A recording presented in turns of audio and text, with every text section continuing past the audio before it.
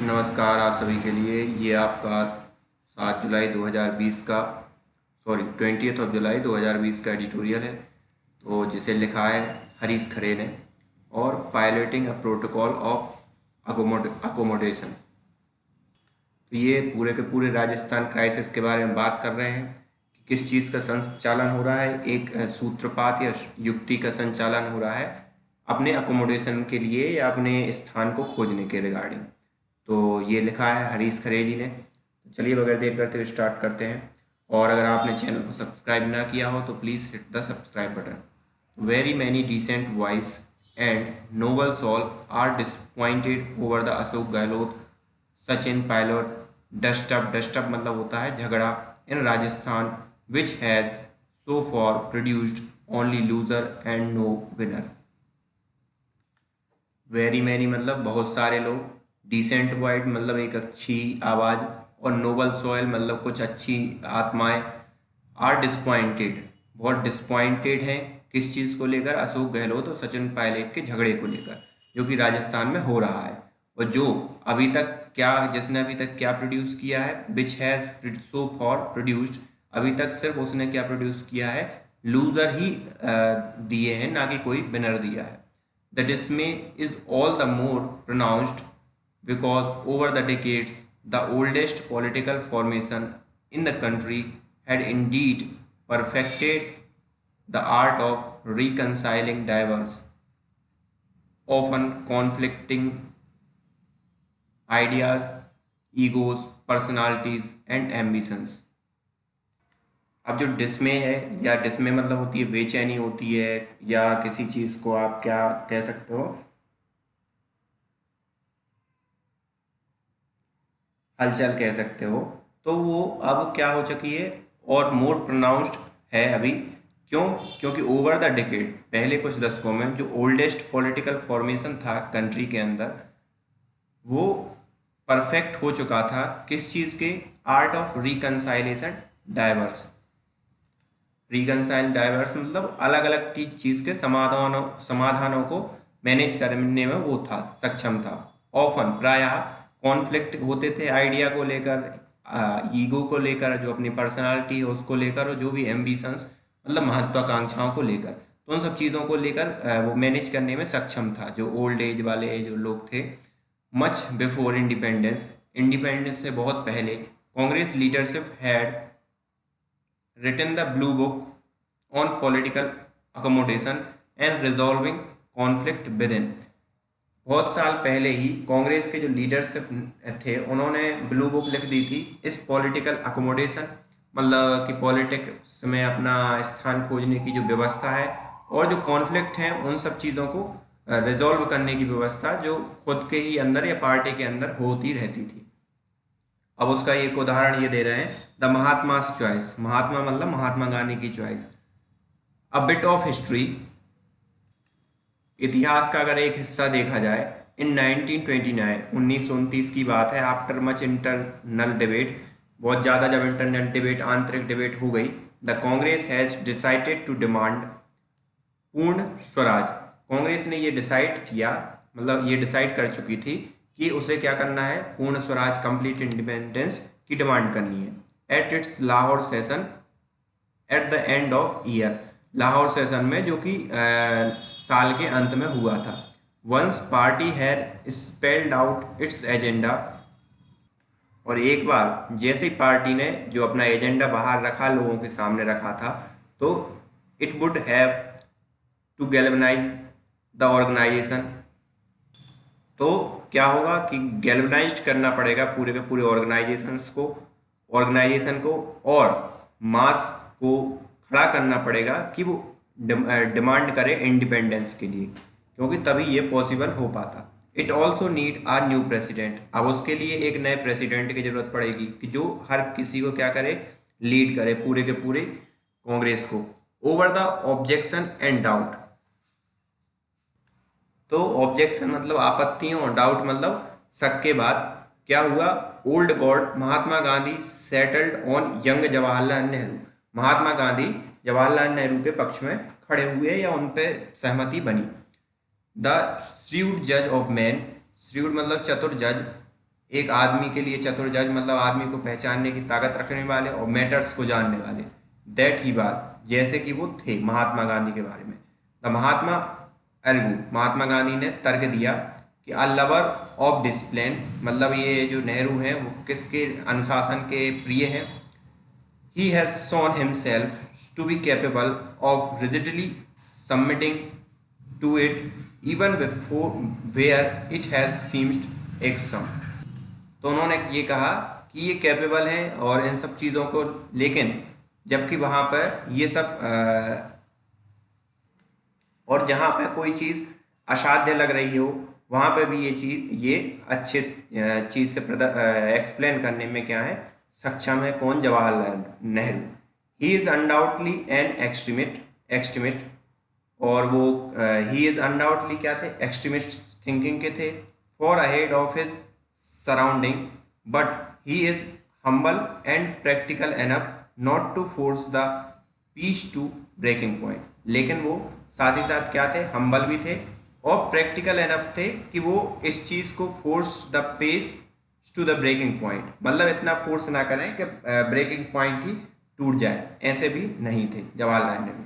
Gandhi had proposed a classic formula, Gandhi एक propose कर चुके थे क्लासिक फार्मूला फॉर अकोमोडेटिंग, और किस चीज़ के लिए? अनुकूल बनाने के लिए, अकोमोडेटिंग अनुकूल बनाने के लिए यंगर जनरेशन के जो एम्बिशंस थे उनको, without letting it rock the boat, तो बगैर हिलाए डुलाए या बगैर कुछ किए हल्ला मचाए, मतलब जो बोट थी उसको, मतलब जो बोट की रॉक थी उसको हिलाए, ये एक वो है। तो और उन्होंने सब चीज़ों को क्या कर लिया? एकोमोडेट कर लिया। He understood the need of enlist Jawaharlal Nehru energy, और वो ये समझते थे कि उन्हें आवश्यकता है कि जवाहरलाल नेहरू की जो एनर्जी उनको एनलिस्ट किया जाए। एंड रेपोर्ट विथ यंग, अब रेपोर्ट का मतलब होता है साथ में लाना किसी चीज़ को, with the young and intelligentsia in campaign for complete independence. Intelligentsia मतलब होता है बुद्धिजीवी वर्ग, उस कैंपेन में उनके लिए जोड़ना कि जो स्वतंत्रता के लिए काम करें। And Nehru kept his end of the bargain remaining at discipline organisation में, और नेहरू बाद में मतलब उसी हिसाब से उन्होंने काम किया कि डिसिप्लिन ऑर्गेनाइज्ड मैन की तरह उन्होंने काम किया। रीस्ट्रेटिंग हिज इम्पल्स, और उन्होंने अपनी जो पल्स है उसके लिए रोक कर रखा। Never to force the pace, never to force the page to breaking point, कि वो ब्रेकिंग पॉइंट को तोड़े ना, इस चीज को बनाए रखा चीजों को। प्रोटोकॉल एंड एजुकेशंस, अब क्या प्रोटोकॉल थे, क्या न्यायिक निर्णय थे उसके बारे में। After independence and after the Mahatma was gone, जब स्वतंत्रता मिल गई और महात्मा जो गांधी थे वो चले गए, the Congress necessarily had to revisit the protocol of accommodation, मतलब कांग्रेस के लिए आवश्यक रूप से फिर से देखना पड़ा वो प्रोटोकॉल ऑफ अकोमोडेशन के लिए जो भी था कि जैसे व्यवस्था पहले बनी हुई थी। Idealism of national struggle against British had inevitably मतलब अनिवार्य रूप से to give way the demand of ideology of building a new nation. तो आइडियलिज्म था जो नेशनल स्ट्रगल का ब्रिटिश के अगेंस्ट, उसने आवश्यक रूप से एक रास्ता प्रशस्त किया और एक आइडियोलॉजी को जन्म देने के लिए प्रेरित किया कि जो नए नेशन के का निर्माण कर सके।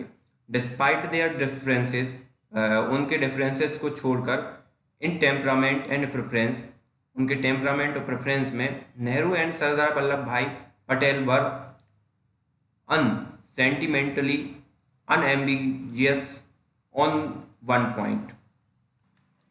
तो दोनों के दोनों अनएम्बियस मतलब स्पष्ट थे, अनसेंटिमेंटल मतलब अभावुक थे एक ही पॉइंट पर कि जो पार्टीशन के जो बाद की जो स्थिति थी उसके लिए किस चीज़ की डिमांड थी कि कंसोलिडेट रहें, आप एकत्रित रहें स्टेबिलिटी के लिए, और कोहेरेंस की।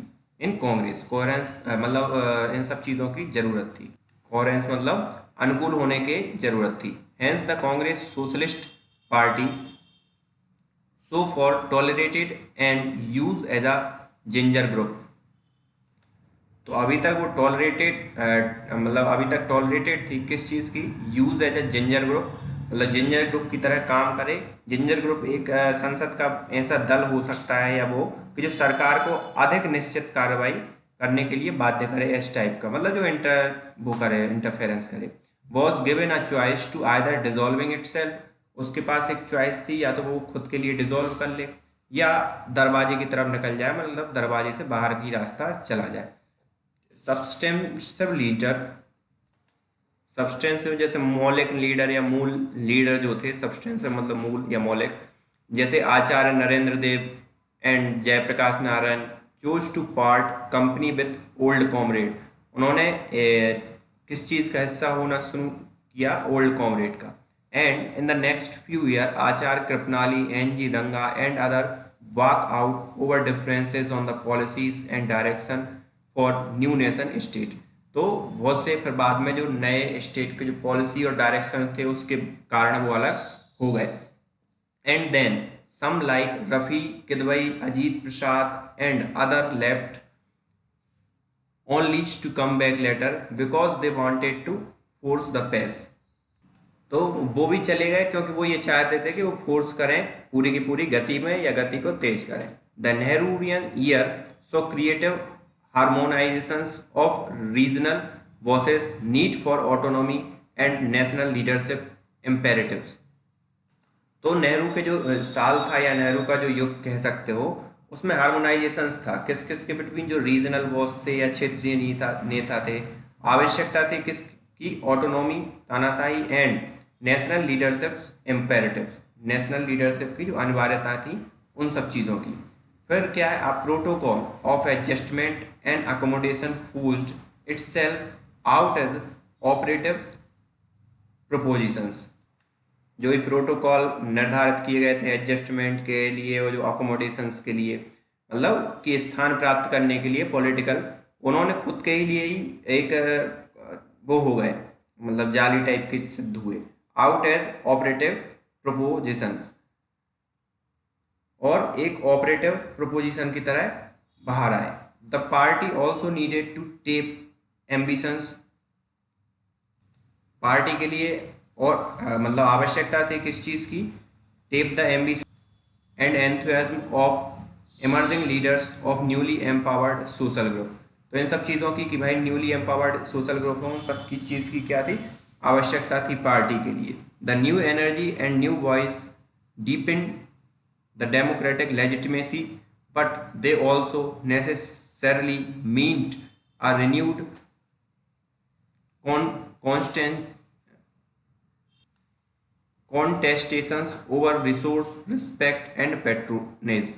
तो वो गहराती गई जो डेमोक्रेटिक लेजिटिमेसी थी, विधायिका थी, उसमें जो नई वॉइस है, नई एनर्जी, बट वो खुद ये चाहते थे कि वो मतलब मतलब वो क्या करते थे? प्रतियोगिता करते थे किस चीज़ के लिए? रिसोर्स के लिए, रिस्पेक्ट के लिए और पेट्रोनेज के लिए, इन सब चीज़ों के लिए, मतलब संरक्षण। पेट्रोनेज मतलब संरक्षण।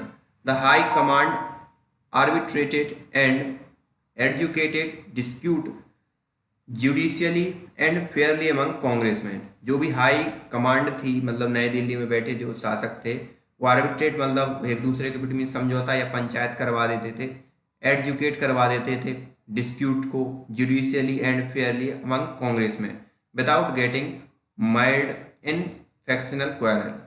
यहाँ पे माइल्ड मतलब होता है दलदल, तो बगैर किसी ऐसे फ्रैक्शनल क्वारल में फंसने की बजाय या दलदल में ऐसे फंसने की बजाय वो पहले ही सुलझा देते थे उन सब चीज़ों को। And these quarrel were unending, ये क्वारल अनएंडिंग थे, but could be contained and managed, वो मतलब हो सके, मतलब कंटेन हो सके, मतलब उनकी रोकथाम हो सकी और मैनेज हो सके। क्योंकि because national leadership was able to mobilised nation's imagination. जो नेशनल जो मतलब हायर जो लीडर्स थे वो मोबिलाइज कर पा रहे थे नेशन, जो नेशनल है या राष्ट्र की इमेजिनेशन को। And attentions in addition it was widely recognised and acknowledged that Nehru was the maximum vote getter. और इक्वली तौर पर ये भी देखा जा, मतलब इस चीज़ से भी उनका प्रभाव था कि नेहरू ने मैक्सिमम वोट गेनर थे नेहरू उस समय।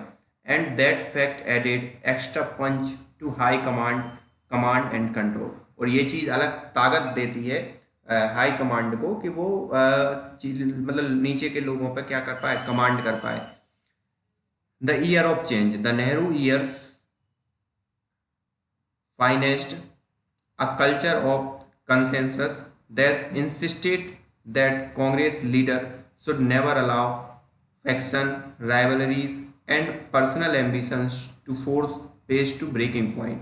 और नेहरू ईयर की जो फाइनेंस थी और जो कल्चर था, जो आम सहमति बनाने के लिए, उसने किस चीज़ पे जोर दिया? इंसिस्टेड मतलब जोर दिया कि कांग्रेस के लीडर की जो महत्वाकांक्षाएं हैं, जो विरोधी हैं, राइवलरीज हैं, प्रतिरोधी हैं, जो पर्सनल महत्वाकांक्षाएं हैं, उन्हें इतना आगे नहीं जाना चाहिए कि वो फोर्स कर पाए पेज टू ब्रेकिंग पॉइंट, मतलब ब्रेकिंग पॉइंट तक पहुंचे और सब चीज को लांग जाए। It was this month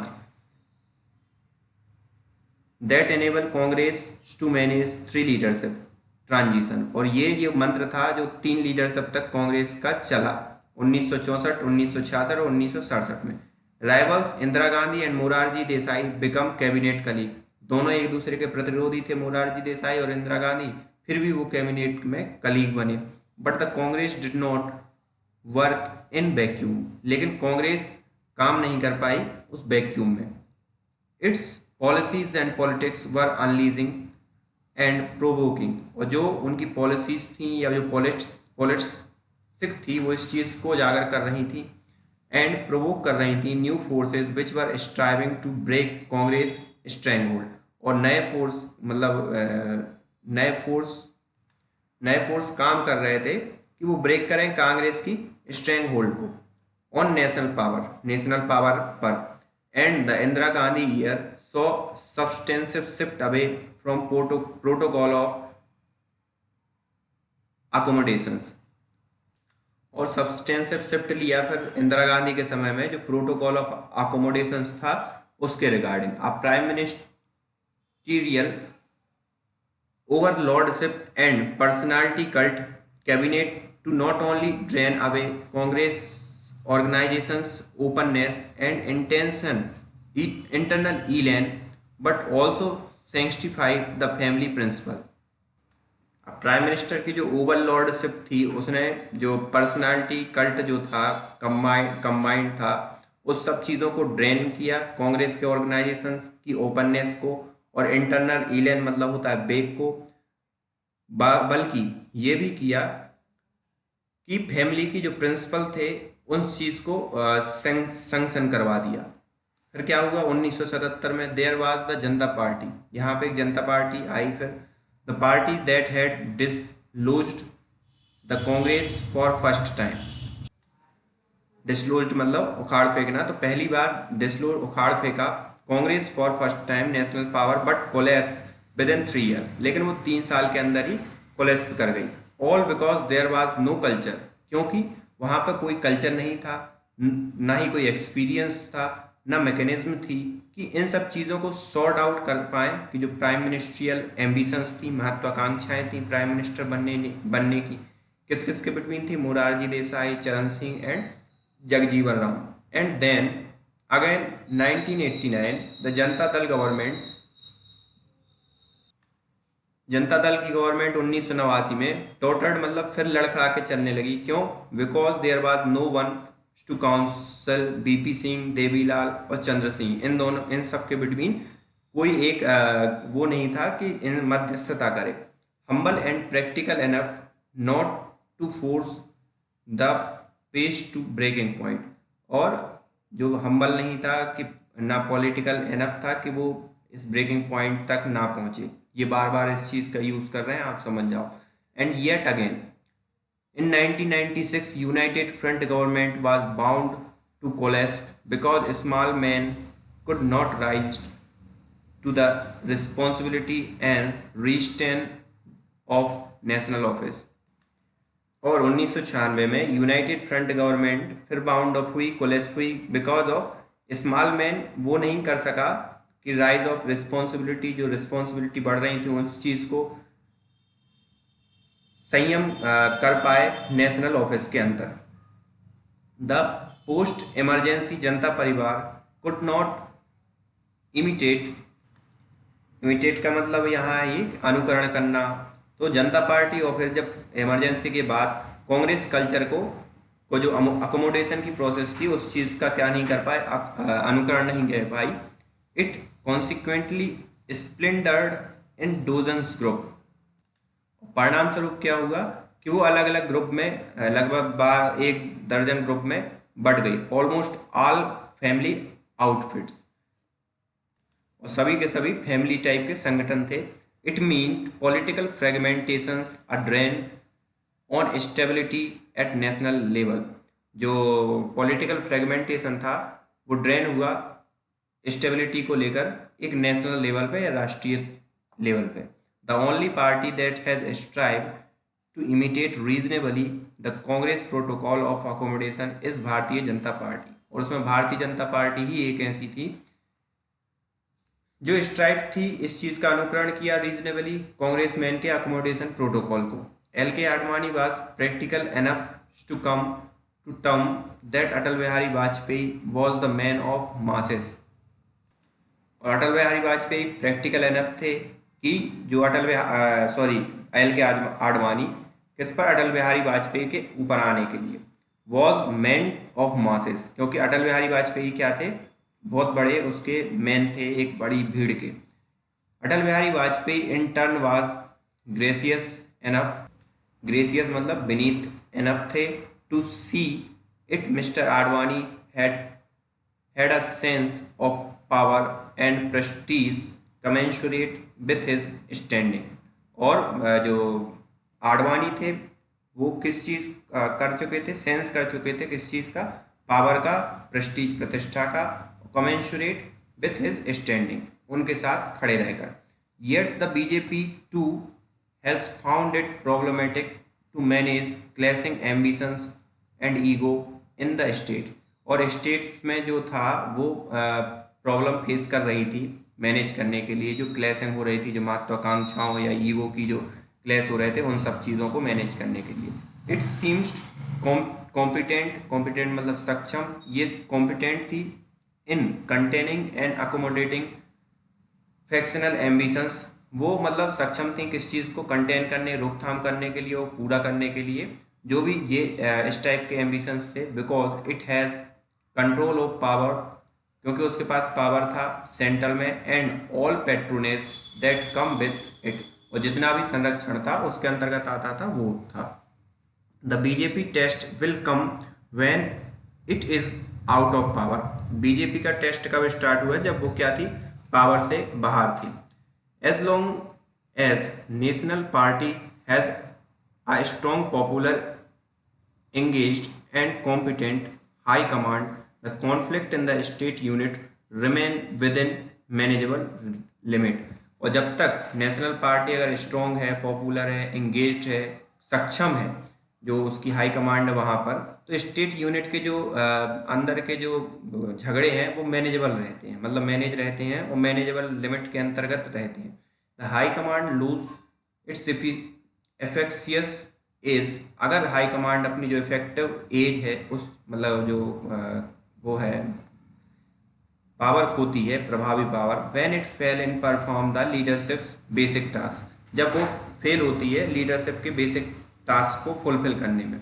mobilising imagination, जो इमेजिनेशन है उनको मोबिलाइज करने में और आइडिया को प्रदर्शित करने में। इंट्रोड्यूसिंग सोरिंग अप आइडियलिज्म, और हैमरिंग आउट, और हैमरिंग करें एस्पिरिट डी कॉर्प मतलब होता है संघ भाव। प्रमोटिंग सॉलिडेरिटी, एकजुटता को प्रमोट करें अमंग द कैडर, जो अपने कैडर है उसके बिटवीन। तो वो तभी मतलब फेल होती हैं अगर इन सब चीज़ों में लीडरशिप, तभी ये सब चीज़ें वो घटती हैं। The party today, the conflict within the Congress appear to intractable, because यहाँ पे इंट्रैक्टेबल का मतलब है असभ्य या कह सकते हो अशिष्ट है। तो कॉन्फ्लिक्ट जो है अपीयर अशिष्ट, बिल्कुल मतलब असभ्य टाइप की कॉन्फ्लिक्ट हो गए हैं। Because it has high command and wield on legal authority, जो उनके पास हाई कमांड है उसके पास सिर्फ लीगल अथॉरिटी है, but without any moral power कह सकते हो, या मोरल राजी करने की जो नैतिक क्षमता है वो नहीं है, और पॉलिटिकल क्लाउड दोनों ही नहीं है उनके पास, सिर्फ विधायिका है कि आप बस हाई उस लेवल पे बैठे हो। Worse it has become partisans waging a pointless directionless war. Waging a pointless war मतलब व्यर्थ की लड़ाई, डायरेक्शनलेस वार और बगैर किसी डायरेक्शन के युद्ध करना। For example the high command needlessly tried to prompt up Navjot Singh Sidhu against Captain Amarinder Singh. जो एक एग्जाम्पल के तौर पे देखा जाए तो पंजाब में क्या हुआ था, नवजोत सिंह सिद्धू को बेवजह में कैप्टन अमरिंदर सिंह के विरुद्ध लाया गया हाई कमान के द्वारा। It itself is violating a dictum against forcing the pace, और खुद के ही ये वायलेट कर रहे थे उस डिक्टम, उस सूक्ति का, डिक्टम मतलब सूक्ति या कोई वो कह लो आप, तो उसके अगेंस्ट काम कर रहे थे। It encourage Jyotiraditya Scindia in Madhya Pradesh to breaking point, और इन्होंने एनकरेज किया ज्योतिरादित्य सिंधिया को कि वो ब्रेकिंग पॉइंट को तोड़े। And now we have impatience and arrogance of Sachin Pilot, और हमने अभी देखा कि इम्पेशेंस मतलब अधैर्यशील, एरोगेंस मतलब आक्रमण सचिन पायलट को, जो blotting the Rajasthan copy book, जो धब्बा लगा रहे हैं राजस्थान की कॉपी बुक में। The centre contradiction is that while invocation of talent ambitions, youth is valid reaffirmation of modern democratic aspirations, the party remained trapped in quagmire of feudal loyalties। तो जो मतलब इन्वोकेशन टैलेंट, तो इसके पीछे अब जो central के पास कॉन्ट्राडिक्शन ये है कि वो आह्वान करे टैलेंट का, एम्बिशंस का, इन्वोकेशन करे मतलब आह्वान करे टैलेंट का, एम्बिशंस का। Youth is valid reaffirmation of modern democratic aspiration, तो वैलिड रीअफर्मेशन है जो डेमोक्रेटिक लोकतांत्रिक एस्पिरेशन के अगर हिसाब से देखा जाए, बट वो साथ ही साथ किसमें रिमेंड ट्रैप, किसके जाल में फंसी हुई है, कॉगमायर मतलब दलदल ऑफ फ्यूडल लॉयल्टी, सामंती उसके साथ, फ्यूडल मतलब लॉयल्टी, फ्यूडल मतलब सामंती, लॉयल्टी मतलब चापलूसी करना, आप समझ सकते हो लॉयल्टी, ठीक है, उसमें फंसी हुई है। एंकर्ड इन डायनेस्टिक टाई, और एंकर्ड हो रही है डायनेस्टिक जो वंशानुगत जो टाई है उसके अंतर्गत। And if that was not enough, like the Gandhis the young Pilot lack even the brio, अगर ये इतना ही पर्याप्त नहीं था तो Gandhi, young Pilot lack even the brio and verve of crowbar. Brio मतलब होता है चुस्ती, वर्ब ऑफ क्राउबार मतलब मुकुट का टुकड़ा, तो उसमें लेख हुए इन सब चीज़ों में। Their way to centre stage, उनका मंच पे आने के रास्ते के तहत। They rely on indulgence of another family, और वो रिलाई किया उन्होंने या भरोसा किया on indulgence of another family. Indulgence मतलब आसक्ति दूसरी फैमिली के, with fading authority and failed leadership. Fading मतलब लुप्त होती, अथॉरिटी मतलब एक अथॉरिटी जो भी थी वो, और फेल्ड लीडरशिप के साथ। तो ये पूरा का पूरा एडिटोरियल था। Thank you for today.